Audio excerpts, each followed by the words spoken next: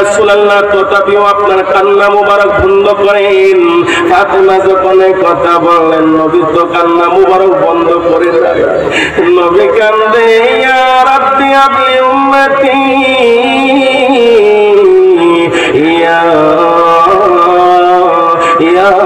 রাব্বি আবলি উম্মতি উম্মতি বইলা কান্দেন।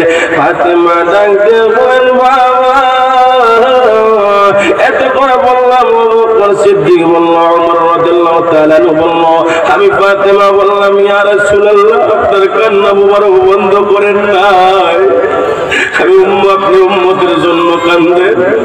ইয়া রাসূলুল্লাহ, ইয়া হাবিবাল্লাহ, নবী গো, ইয়া মায়ের নবী, আপনি কান্দেন না, আপনি আর কান্না করবেন না। ইয়া রাসূলুল্লাহ আপনার উম্মতের জন্য আমার আদরের সন্তান ইমাম হাসান হুসেনকে কুরবান করে দিব।